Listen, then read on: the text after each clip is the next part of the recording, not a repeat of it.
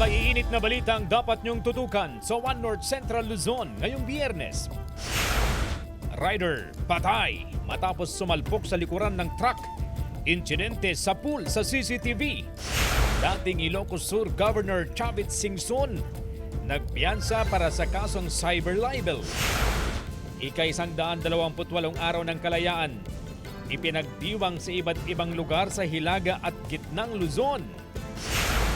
At mahigit 100 siklista nagpabilisan sa kauna-unahang Tour de Pangasinan. Ito ang GMA Regional TV, One North Central Luzon. Magandang hapon, ako po si Chris Zuniga.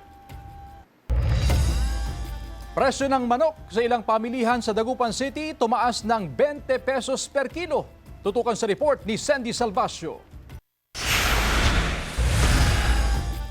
3 kilo ng karne ng manok ang binili ni Tatay Dags sa Malimgas Public Market sa Dagupan City. Nangangamba siyang madadagdagan pa ang 20 pesos na itinaas sa presyo ng kada kilo ng karne ng manok. Sa ngayon, nasa 200 pesos na ang per kilo nito. Yung pagtaas ng presyo, wala tayong kapangyarihan dyan. Depende sa yung sitwasyon ngayon. Hindi raw kontrolado ng mga tindera ang presyo ng manok. Nakadepende raw ito kung magkano ang bigay sa kanila ng supplier. Iba-iba ang pinagkukuha na namin ng manok. Kung minsan yung isa mababa, minsan yung isa mataas. Ay yung presyo namin dito mataas. Ayon sa Samahang Industriya ng Agrikultura, bumaba ang presyo ng live weight na manok sa Luzon ngayong buwan. Bumaba kasi ang buying power ng mga consumer dahil sa nagdaang krisis sa langis. Ayon sa Sinag, ang pagdami ng imported poultry products ang nagpapabigat sa sitwasyon ng mga lokal na magmamanok. Lumaki pa yung import ng pork, chicken, and other commodities. So, lalong napapasama yung atin local industry pag continuous ito. We hope may balik yan sa 125 to 130 ang live weight para at least kumita naman yung mga farm raiser. Patuloy na binabantayan ng Sinag ang supply at presyohan ng iba't ibang karne sa merkado upang maprotektahan ang mga mamimili. Kasama si Henry Duminsil, Sandy Salvacio, One North, Central Luzon.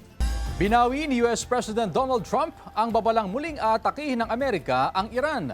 Sa panibagong post sa social media, inaprobahan na raw kasi ng Amerika at concerned parties ang final points sa initial peace deal sa Iran. Pero aniya, mananatiling naka-full alert o full force at in effect ang naval blockade habang hindi pa tapos ang diskusyon. Ilang oras bago yan, nagbanta siya na atakihin ng matindi ng Amerika ang Iran at kukunin daw nila ang kontrol sa Kharg Island at mga infrastruktura ng langis doon. Katulad aniya ng ginawa nila sa Venezuela.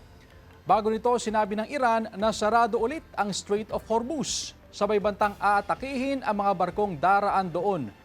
Ayon sa Persian Gulf Strait Authority ng Iran, pati mga barkong may permit ay hindi muna padaraanin sa Strait of Hormuz. Kasunod dyan, tumaas na naman ng $2 per barrel ang presyo ng krudo sa world market.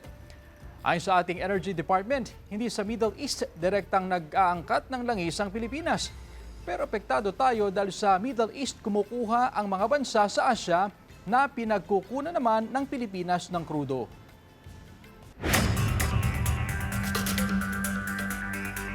Patay ang 2 katao sa karambolan ng mga sasakyan sa Pilar, Bataan. Yan ating mapang balita sa pagtutok ni CJ Turida.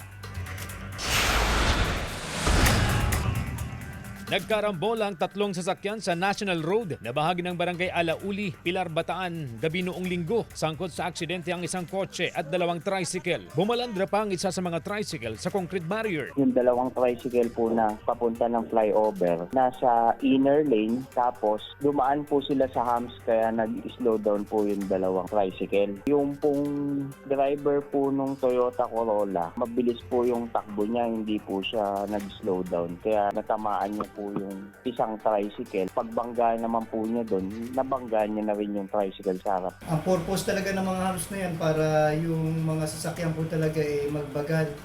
Kaya lang po, nakita naman po natin na yung kotse, medyo mabilis talaga yung takbo niya. Patay ang driver at pasahero ng isang tricycle. Sugatan naman ang driver ng isa pa. Nasa kustodiya ng pulisya ang driver ng kotse na nahaharap sa kaukulang reklamo. Wala pang pahayag ang driver at iba pang sangkot sa aksidente, kabilang ang kaanak ng mga nasawing biktima. Isang cargo truck ang nagliyab sa bahagi ng Subic-Clark-Tarlac Expressway o SCTEX malapit sa Porac Toll Exit pasado alas 2 ng hapon kahapon. Sa video ng isang motorista, makikita ang nasusunog na truck. Rumesponde ang mga otoridad upang apulahin ang sunog at alalayan ang mga motorista. Bahagyang bumigat ang daloy ng trapiko sa lugar dahil sa insidente. Naibalik sa normal ang sitwasyon pasado alas 4 ng hapon. Inaalam pa ang sanhi ng sunog o kung may nasaktan sa insidente. CJ Torida, One North Central Luzon. Pansamantalang nakalaya si dating Ilocos Sur Governor Chavit Singson matapos magpiyansa para sa kasong cyber libel. Inaresto si Singson sa kanyang bahay sa Quezon City kahapon sa bisa ng warrant of arrest mula sa Vigan City Regional Trial Court. Hindi na pinusasan at idinetain si Singson na 84 years old na. 60,000 piso ang kanyang naging piyansa. Sinisikap ang kunin na pahayag si Singson kaugnay sa pagkakaaresto sa kanya. Ika-128 araw ng kalayaan ipinagdiwang sa iba't ibang lugar sa Hilaga at Gitnang Luzon. Tunghayan sa report ni Jasmine Gabriel Galban. Dumalo ang mga student leaders sa sinagawang voters education sa Mangaldan, Pangasinan. Kulayan ng ating kalayaan sa pamamagitan ng malaya at tamang pagboto ang tema ng talakayan. Isinabay ito sa pagdiriwang ng ika-128th anniversary ng Araw ng Kalayaan. Nagsagawa ng wreath-laying ceremony sa harap ng munisipyo ng Kalasyaw, Pangasinan ngayong pagdiriwang ng Araw ng Kalayaan. Dinaluhan ito ng mga opisyal at kawani ng gobyerno, kaisang iba't ibang grupo at organisasyon. Sa Dagupan, pinarangalan ang mga bayaning nakipaglaban upang makamit ang kasarinlan ng bansa. Ipinunto rin ang kahalagahan ng kalayaan sa pang-araw-araw na buhay ng bawat Pilipino. Inalala sa pagdiriwang ng Araw ng Kalayaan sa Ilocos Norte ang kabayanihan ng mga Ilocanong nakipaglaban sa mga dayuhan. Nag-alay rin ng bulaklak sa bantayog ni Gat Jose Rizal na isa sa mga bayaning may malaking ambag sa kalayaan ng bansa. Binigyang diin sa pagdiriwang ng Araw ng Kalayaan sa Cagayan ang pakikibaka laban sa kahirapan, kagutuman at kakulangan sa oportunidad. Nanawagan din ng mga opisyal sa bawat Cagayano na makiisa sa pagharap sa mga hamon para isulong ang mas maunlad na lalawigan.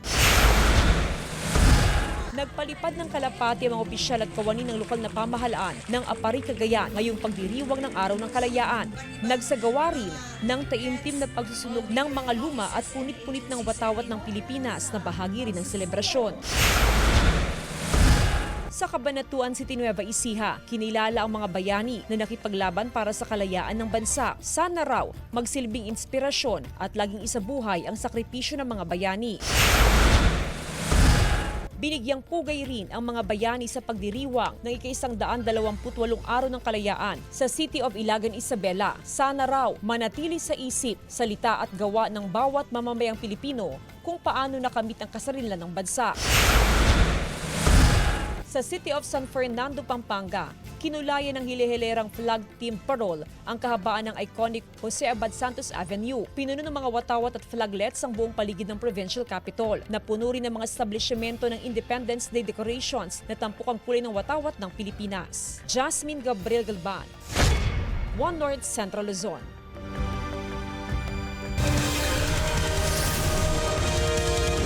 Ito ang GMA Regional TV, One North Central Luzon.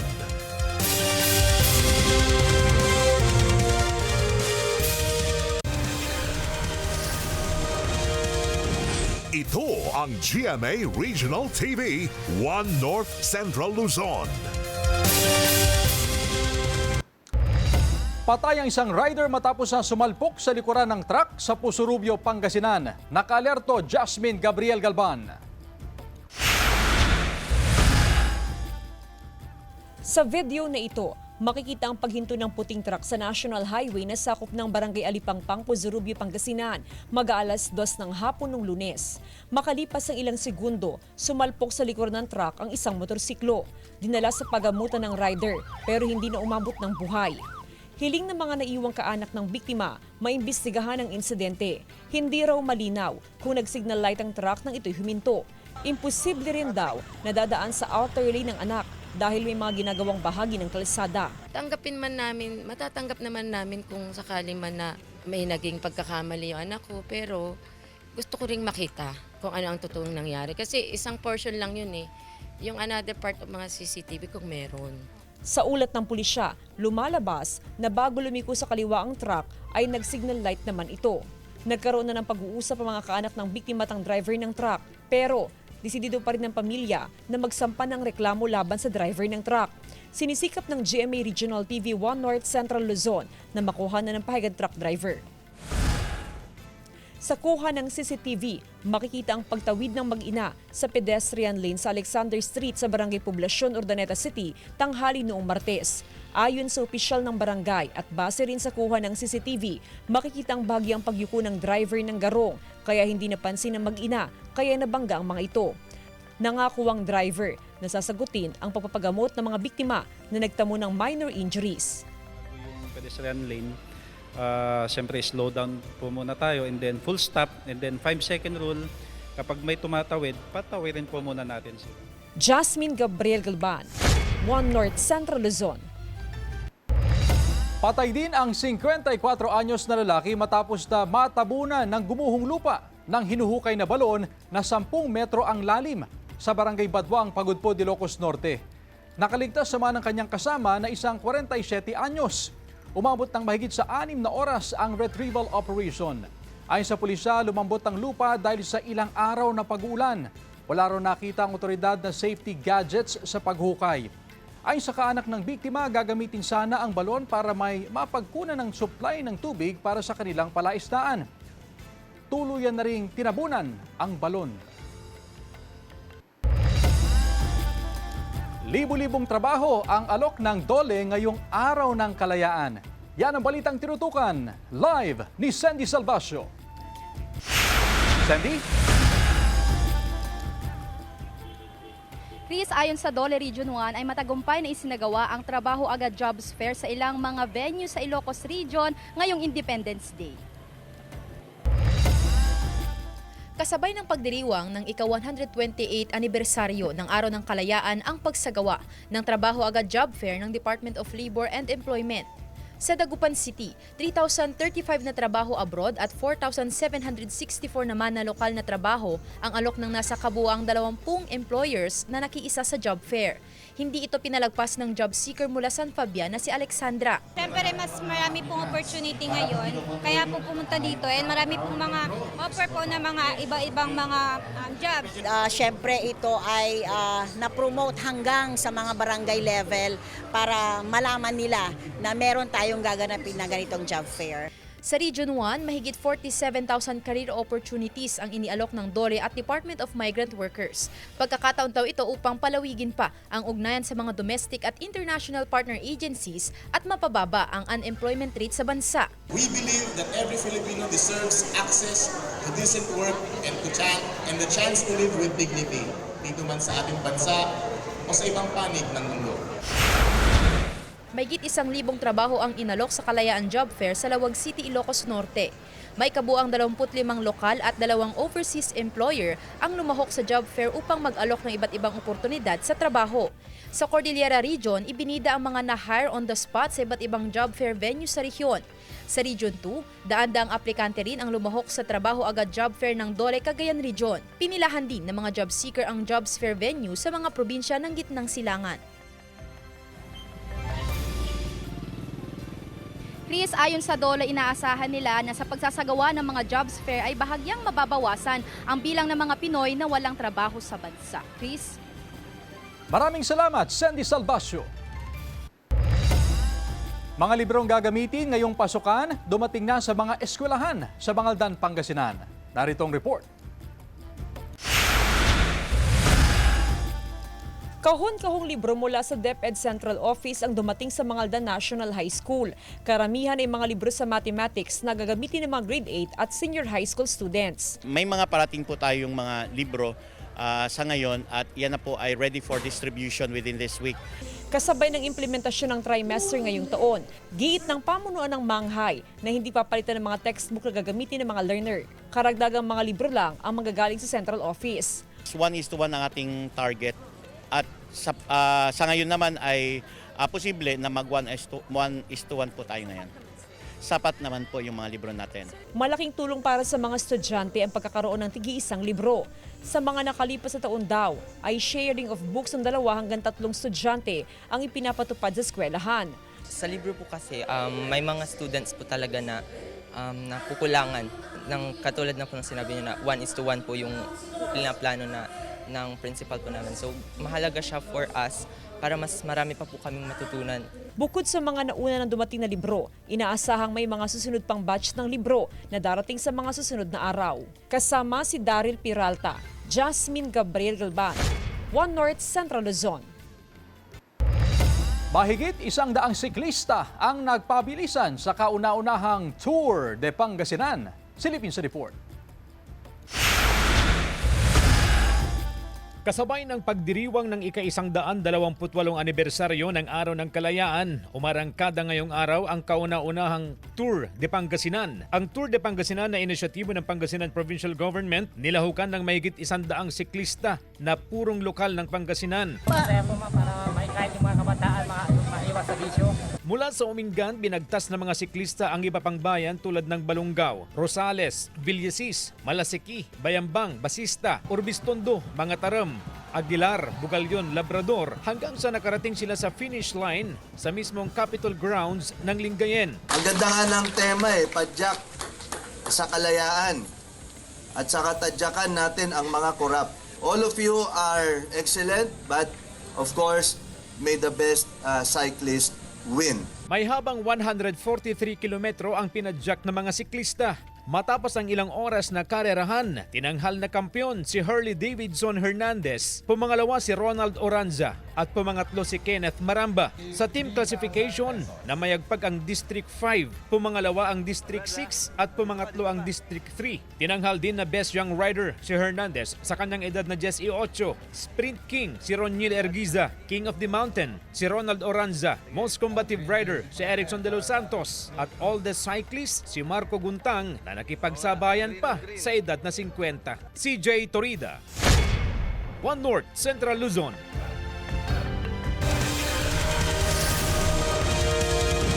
Ito ang GMA Regional TV, One North Central Luzon.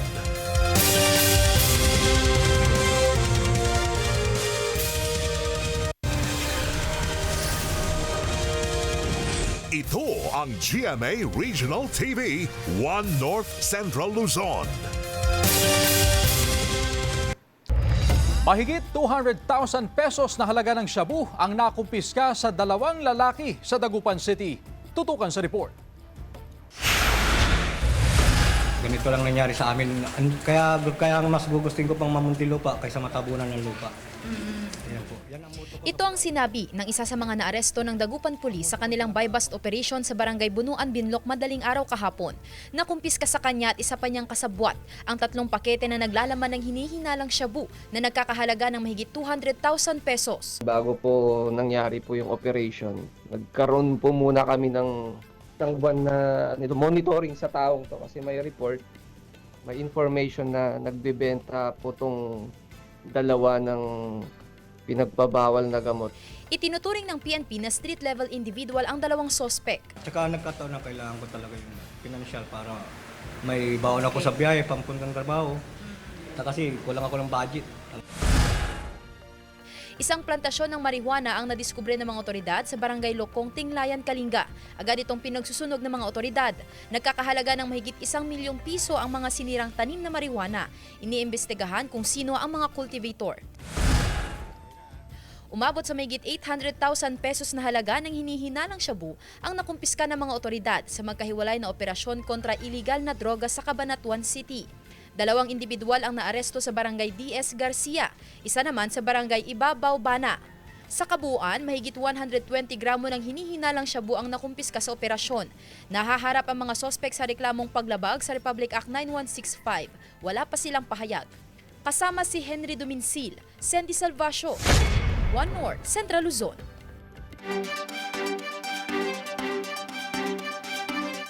Wound Center sa isang pagamutan sa San Fernando City, La Union, formal nang binuksan. Narito ang report. Maabot ang pangangailangang medikal ng mas maraming Ilocano sa pamamagitan ng upgraded modernized facilities. Ito ang hangad ng pamunuan ng Bethany Hospital Incorporated sa sinagawang blessing ng ilang pasilidad ng ospital mula sa clinical laboratory, dietary department, X-ray facilities, wellness center at orthopedic multi-specialty center. We have a more inclusive perspective here so that especially the poor may benefit from these upgraded facilities. Binuksan na rin sa publiko ang Bethany Wound Center.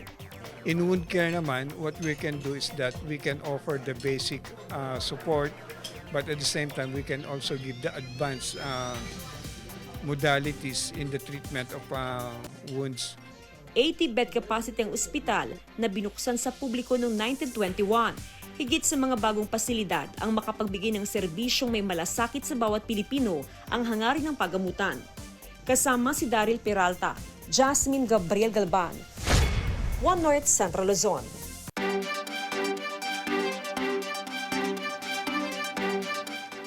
Mga Kapuso, malalaking papremyo ang naghihintay sa inyo sa Kapuso Big Time Panalo Season 5. Over 6 million pesos na papremyo ang ipamimigay.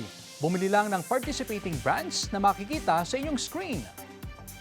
Kalakip ng inyong contact details, ihulog ang inyong entries sa drop boxes sa participating branches nationwide.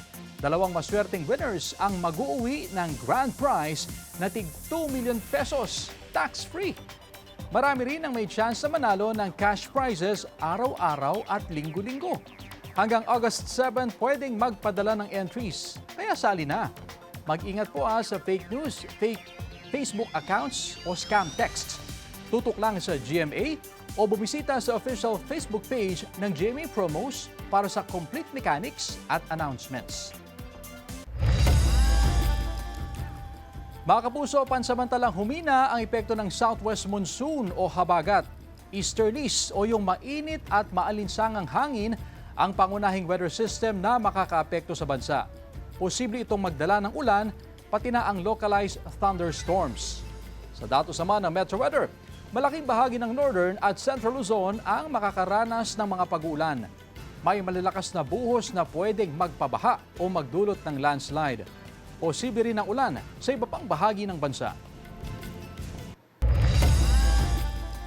Sugatan ang 66 anyos na driver matapos na bumangga ang minamanehong truck sa poste at pader sa Pisay Road, Barangay Irisan, Baguio City kaninang madaling araw. Ayon sa pulisya, galing sa city proper ang truck na kargado ng semento at papunta sana sa isang bodega sa Irisan nang mangyari ang aksidente. Nawalan daw ng preno ang truck na sanhi ng disgrasya. Nagpapagaling sa ospital ang truck driver. Patuloy ang investigasyon sa insidente. Ongoing pa po yung clearing kasi nakaharang pa po yung sasakyan doon. Ongoing yung mga siminto natapon kaya manual na pinapala, nililinisan pa yung kalsada, ma'am. Sinampahan ng reklamong tax evasion ng Bureau of Internal Revenue si dating Bamban Tarlac Mayor Alice Guo. Ayon sa BIR, bigong maghain ng annual income tax returns si Guo mula 2019 hanggang 2023. May kabuang halaga raw ito na mahigit kumulang 1 bilyong piso kasama na ang surcharges at interest. Hindi rin daw nag-file si Guo ng tax records sa kabila ng iba't ibang paggastos at financial transactions sa loob ng 5 taon. Sinusubukan pa namin kunan ng pahayag si Guo na nakakulong ngayon sa Correctional Institution for Women dahil sa kasong qualified human trafficking. Inaasahang bababa ang airfare o airline tickets sa Martes. Ayon sa Civil Aeronautics Board, sa June 16, ibababa sa Level 12 ang fuel surcharge mula sa kasalukuyang Level 14. Ibig sabihin, halos 400 piso hanggang mahigit sa 1,000 piso at 100 piso ang fuel surcharge sa domestic flights. Sa international flights naman, halos 1,300 piso hanggang halos 10,000 piso. Ang fuel surcharge ay dagdag bayad dahil sa pabago-bagong presyo ng mga produktong petrolyo na pwedeng ipasa ng mga airline company sa mga pasahero. Kinagigiliwan ang pet dog na ito sa Calasiao, Pangasinan. Ang 8-month-old na poodle ng fur mom na si Chris Ann na tinawag niyang Whitney. Ang kakaiba kay Whitney, parang natatabangan na raw siya sa dog food lately.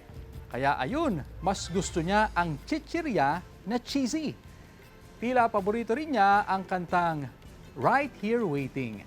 Dahil kapag ang hinihintay ay dumating, Whitney's tail is wagging. Very sweet daw si Whitney, kasing sweet ng honey. Si Whitney, mataas din daw kung tumalon. Huwag lang iiwan na home alone. GMA Network ang kinilalang Television Station of the Year sa Rotary Club of Manila Pro Patria Journalism Awards 2026. Narito ang report. Pinarangalan bilang Television Station of the Year ang GMA Network sa Rotary Club of Manila Pro Patria Journalism Awards 2026. Ito ay para sa pinakakomprehensibo, mapagkakatiwalaang pagbabalita at paglikha ng GMA Network ng mga dokumentaryo na nagpapakita ng hindi mapapantayang public service, journalistic excellence at national relevance. Through its commitment to truth, public service, and impactful journalism, GMA Network continues to set the standard for broadcast excellence in the Philippines. Congratulations, GMA Network! Ang parangal tinanggap ni GMA News OIC and concurrent head for news programs and specials, Michelle Eseva. This recognition belongs to the thousands of men and women across the Kapuso Network. It also belongs to the millions of Filipinos who turn to GMA in moments of triumphs and in moments of loss. Their trust is a privilege we never take for granted. Dagdag pa ni Seva, lumalakas ang demokrasya kapag may access ang mga mamamayan sa mga mapagkakatiwalaang impormasyon. Ang parangal aniyang ito ay nagpapaalala na ang kalayaan ng mga mamamahayag ay hindi maihihiwalay sa kalayaan ng ating mga mamamayan. For freedom is sustained not only by those who fought for it, but also by the institutions that help keep it strong. A free and responsible press is one of those institutions. Asahan po ninyo na kami sa GMA News, dito po sa GMA Network, ay mananatiling walang kinikilingan, walang pinoprotektahan, noon at ngayon, serbisyong totoo. Pinarangalan naman bilang Television Broadcaster of the Year si award-winning Kapuso journalist Atom Araulio. Pinasalamatan niya ang mga nakatrabaho, ang GMA Network at ang Rotary Club of Manila para sa pagkilala nito sa halaga ng malaya at independent press. Ang Rotary Club of Manila Pro Patria Journalism Awards ay kumikilala sa mga mamamahayag at media institutions na kumakatawan sa makatotohanan at responsableng pamamahayag. I hope we will maintain the kind of level, the level of journalism, the truthful reporting that we undertake day in, day out, dahil you more than anyone else know that this is what we need in our country today. CJ Torida, One North Central Luzon. Samantala, mapapanood niyo po ang episode na ito at iba pang pinakahuling lokal na balita sa official website ng GMA Regional TV, www.gmaregionaltv.com. Pwede rin kayong bumisita sa aming official YouTube channel, GMA Regional TV, at i-click ang subscribe button para sa pinakamainit na balita mula sa mga rehiyon. At yan ang mga pinakamalaki at pinakahuling balita sa Hilaga at Gitnang Luzon. Maraming salamat mga kapuso, pati na ang mga kapuso natin abroad. Ako po si Chris Zuniga. Kami ang GMA Regional TV, One North Central Luzon. Walang kinikilingan, walang pinoprotektahan. Noon at ngayon, serbisyong totoo.